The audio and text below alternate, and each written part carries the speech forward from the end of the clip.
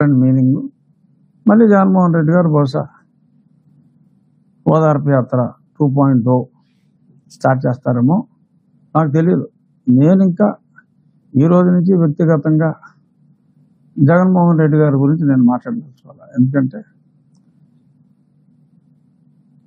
ఆయన భాషలో చెప్పాలంటే మంచోషాడు, ఆయన చేయాల్సింది చేశాడు, వెళ్ళిపోయాడు. ఇప్పుడు జనాలు చూసేది మేమేం చేస్తాం, మేమిచ్చిన హామీలు ఎలా నెరవేరుస్తాం, ఎన్నో హామీలు ఇచ్చాం, ఆ హామీలు నెరవేరుస్తారా లేదా అనే దాని మీద జనం దృష్టి ఉంటుంది తప్ప జనాల దృష్టి ఇంకా జగన్మోహన్ రెడ్డి గారి మీద కానీ వైఎస్ఆర్ కాంగ్రెస్ పార్టీ మీద కానీ ఉండదు, ఉండకూడదు కూడా, అనవసరం. ఇప్పుడు మేము మాట ఇచ్చాం, మా మాట ప్రజలు విశ్వసించారు, జగన్మోహన్ రెడ్డిని కాదనుకున్నారు. మాకు మేము ఊహించిన దానికన్నా కూడా పెద్ద అందనం ఎక్కించారు. మొన్న మా ఎమ్మెల్యేల మీటింగ్లో కూడా చంద్రబాబు నాయుడు గారు అదే స్పష్టంగా చెప్పారు.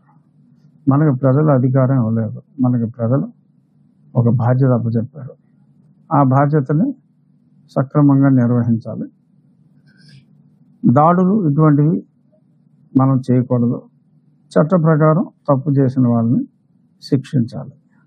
సో దీనికి ఒకరోజు ముందుగానే నేను చట్ట ప్రకారం ఒక పోలీస్ కంప్లైంట్ కూడా ఇవ్వడం జరిగింది. బహుశా నేడో రేపో మరి నిన్నటి వరకు పోలీస్ అంతా కూడా ప్రమాణ స్వీకార ఏర్పాట్లో ఉంది కాబట్టి బహుశా 1-2 రోజుల్లో మరి అది ఎఫ్ఐఆర్ కూడా నా కస్టోడియల్ టార్చర్.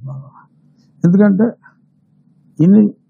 ఇన్ని తన్నులు తిని మిలిటరీ హాస్పిటల్ రిపోర్ట్లు ఇంత క్లియర్గా ఉండి కస్టోడియల్ టార్చర్ జరిగింది అన్న నాకే నేను న్యాయం చేసుకోలేకపోతే ఇంకా కామన్ మ్యాన్కి ఇంకా న్యాయం జరుగుతుంది అన్న దాని మీద నమ్మకం పోయి ప్రమాదం ఉంటుంది. కాబట్టి నేను నా నిర్ణయం నేను తీసుకుని, చాలామంది అనుకుంటున్నారు దీని వెనక ఇంకెవరో ఉన్నారు, పార్టీ పెద్దలు ఉన్నారని. నేను ఎవరితోటి మాట్లాడాల. Law should take its own course of action అనే ఉద్దేశంలో నేను ఆ కంప్లైంట్ని ఇవ్వటం జరిగింది. డెఫినెట్గా ఇక్కడ న్యాయం జరిగితే ప్రజలకు కూడా వాళ్ళకి జరిగిన అన్యాయాల మీద చట్ట ప్రకారం న్యాయం జరుగుతుంది అనే ఒక నమ్మకం వస్తుంది అనేది నా విశ్వాసం.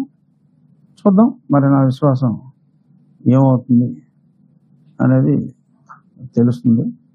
సో ఇప్పుడు ఈ ప్రభుత్వం మీద, మా ప్రభుత్వాన్ని కూడా అనొచ్చు, నేను మంత్రివర్గంలో లేనంత మాత్రాన మా ప్రభుత్వం అంటంలో తప్పేం లేదు.